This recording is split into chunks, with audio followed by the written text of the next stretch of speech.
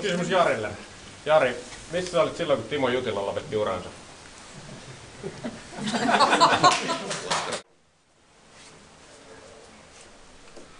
Olen saanut pukukoppihaastatteluun Ilja Barulin, joka ei jostakin syystä tänään pelaa. Kysymme häneltä hieman, että mikä on tässä syynä ja mikä muuten on hänen meininkinsä. Ilja, miksi te ette pelaa tänään? No, mensen dan die beleefd dat leest dat je bouwt. Is een mandela lewis wel je. Met een lil paas first. Kuitti, Iljalla on nivuset tosi kipeät. Hyvää iltaa jälleen täältä. Ali Toppinen, ciao. Meillä on tänään täällä Suomi-fani Sofia. Sofia, moi! Morjens! Mikä sulla on tänään fiilis? Loistava, hän on paras. Mitä sä odotat tänään Suomen matsilta? No voittoa tietty ja sitä, että me näytetään kaikille, että meissä on sitä sisua ja voimaa. Eipä leipä, sisu ja voimaa.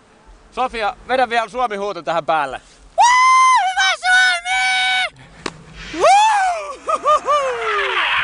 Siisti mikki. Joo, ei se toimi. Meillä on Viivi Avellan paikalla. Ciao, Viivi. Ciao ciao.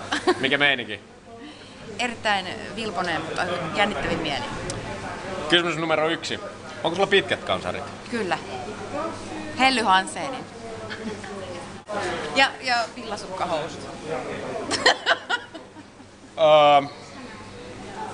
Haluatko sitä lisää?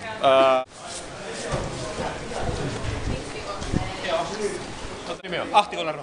Ahti Kullervo, Kuti Alervo. No niin. Ahti, onko sulla pitkät kansarit?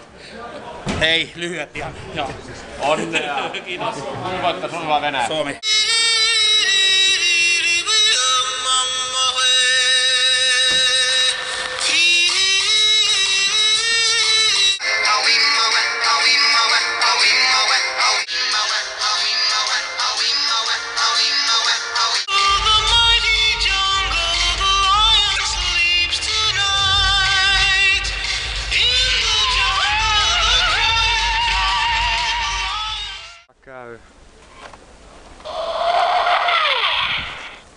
Siinä oli Rainbow-tiimin pregame show. Niin kuin takana näkyy, matsi on valmis alkamaan. Suomi-Venäjä.